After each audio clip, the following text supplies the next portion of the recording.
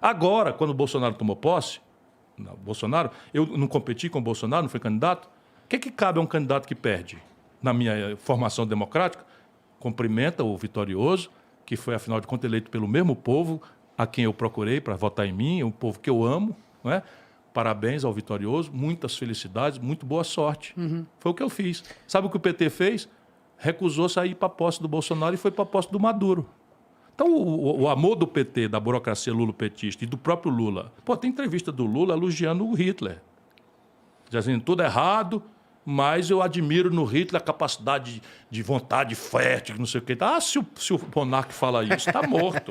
Mas não sei muito longe. Teve aquele lance que ele estava defendendo os caras na Isso aqui Nicarágua. é a revista Playboy de 1975. Conheço o Lula de longa data. Hein?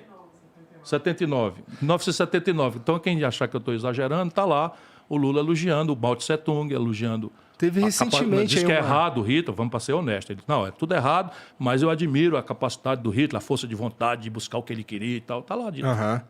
É que teve esse lance aí também recentemente, a jornalista estava conversando com o Lula sobre Nicarágua e tudo mais, que ele está defendendo aquilo lá.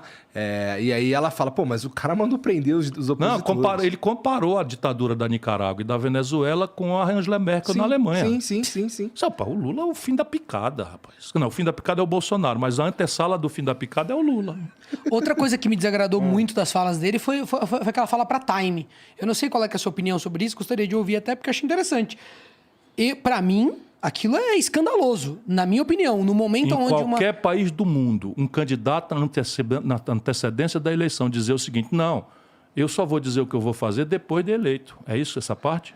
Não. Pois essa parte ele diz. Essa parte é muito ruim. Pra mim Ele teria perdido a eleição em qualquer país do mundo, sério. Mas no Brasil... É porque no Brasil a eleição é, na verdade, concurso de Miss. Ele está anunciando um estelionato. Não, eu estava falando deixando o povo acreditar nessa memória afetiva de que os tempos bons do crédito farto, da picanha, da cerveja vai voltar, sendo que simplesmente o jeito que o país está hoje está muito diferente de 2013. Muito mais, e o mundo também muito diferente de 2013. É o maior estelionato eleitoral. O maior estelionato eleitoral está tentando se produzir no Brasil. Mas o que você ia falar? Não, eu ia falar do trecho que ele fala do conflito na Ucrânia, da guerra. Que ele diz que eles tinham que sentar mais para conversar, tal. Eu acho isso uma simetria. Sabe por quê? Porque essa coisa... O Zelensky, por mais que a gente... A minha dúvida é... Cabe agora a gente ficar fazendo mini ponderações sobre a índole do Zelensky? Ah, não, mas o Zelensky ele está se aproveitando... É um país ultrapoderoso, invadido de uma forma extremamente covarde, um país que é uma democracia super recente, que tem uma história tristíssima... A gente, pelo menos pra mim, me toma um sentimento de não me interessa a inclinação política. Assim, lógico que interessa, mas eu ia colocar em primeiro lugar um compadecimento profundo por essa situação desigual. Na minha opinião, a Rússia exerce uma força, eu sou leigo, hein? Mas ela exerce uma força de, não, a gente tá num momento onde vocês também não podem fazer muita coisa contra mim, porque eu tenho as armas, eu tenho o poder. Então, a Europa inteira assiste, mais ou menos, né? Assiste aquilo, né? Faz o que pode, sanciona uma coisa ou outra, tal. E aí o Lula vai falar, não, o Zelensky tinha que sentar mais à mesa e discutir mais. Discutir o quê? Dar o país... Pra mim, o Putin, ele quer que o Zelensky ceda, né? É isso. Examinando um candidato que está aí pontuando nas pesquisas e Foi groselha ou não foi? Horroroso. Me diz se eu estou falando alguma coisa muito absurda. Isso foi para Time, que foi uma aberração. Porém, ele aqui no Brasil diz coisa pior.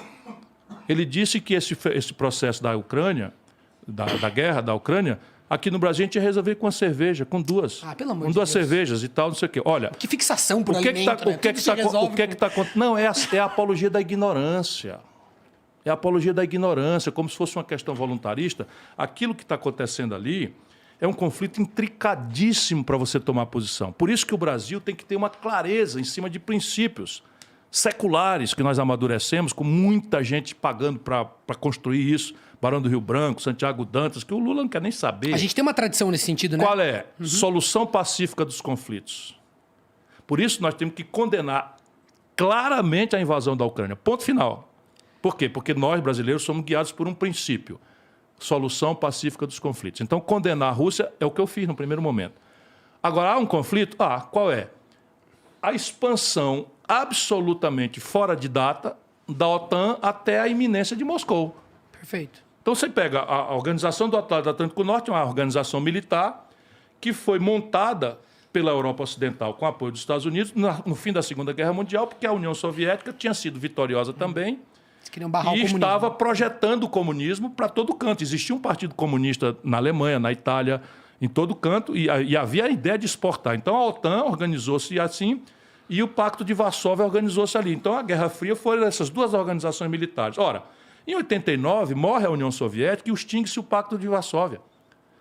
E a OTAN seria a OTAN também, né? Deveria ter sido extinta, Concordo. ou pelo menos ficar quieta ali. Não, está expandindo, já está na Lituânia, Estônia e Letônia, que está a 3 minutos de um míssil de Moscou. Aí é também não dá, né, meu irmão? Claro, cara, eu concordo, mas eu digo, do ponto de vista da Ucrânia, e agora... Não tem erro. Invertendo essa visão... Invadiu, está errado. É. Invadiu, está errado. Solução pacífica dos conflitos. Portanto, a invasão tem que ser condenada. Isto dito, nós temos que atuar para que as causas desse conflito não prosperem, porque elas estão prosperando de uma forma absolutamente perigosa. Porque está anunciando a Finlândia, que fica a minutos de São Petersburgo, e está anunciando a Suécia, que também está na iminência ali. A Ucrânia do lado aqui, e você tem... a Rússia já ficou na Crimeia, então a Rússia está toda coisa. O que aconteceu? Abalou a neutralidade da China. A China está vendo o quê? Nesse conflito está vendo como é que vai ser enfrentada ela, a China, na questão de Hong Kong agora e na questão de Taiwan. Ou seja, nós estamos construindo perigosamente uma alteração da ordem mundial unipolar que o Brasil deve trabalhar para acabar, por meios pacíficos e multilaterais, mas estamos na iminência. Aí tem Caxemira, é uma região disputada pelo Paquistão e pela Índia, os dois armados com artefato nuclear. Se a gente não tiver uma boa solução para esse problema da Ucrânia agora, que passa pela condenação da coisa e pela mediação dos conflitos, a humanidade pode estar indo para uma aventura mortal. E o Lula trata com essa leviandade aí. Bom, é realmente um impasse, assim, que eu queria muito ver o fim, porque, cara, a gente tá saindo da pandemia, as coisas tinham uma perspectiva legal e tal, e aí vem esse bagulho dessa guerra aí, fode com tudo, fode com petróleo, fode com Mas gás. é surreal, cara. Lógico, tem esses impactos, mas eu fico muito compadecido. Eu vejo, às vezes me aparecem imagens, a gente esquece que o conflito está acontecendo agora, sabe assim? A coisa está tendo uma guerra no mundo ocidental. Na Europa. Sabe? E violentíssima, sabe? Envolve crianças, refugiados, uma coisa...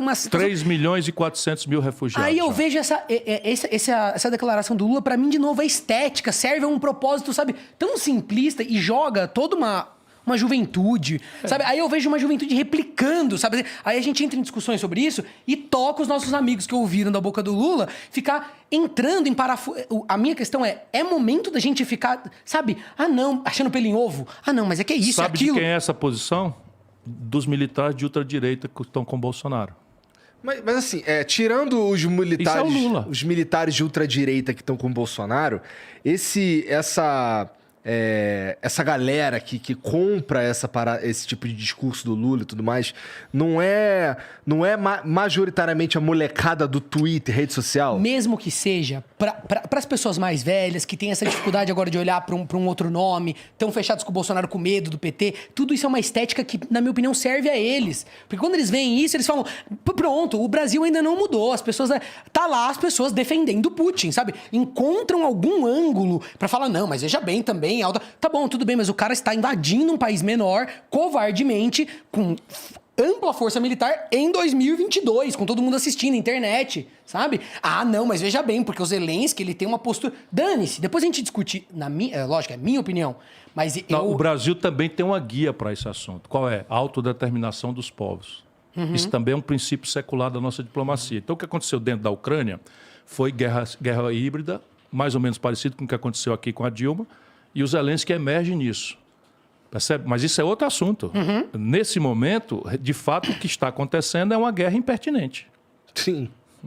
Bom, enfim, na minha opinião... Como se houvesse alguma guerra pertinente. Né? Lógico, mas a questão Mas a guerra contra o Hitler foi pertinente, na minha opinião.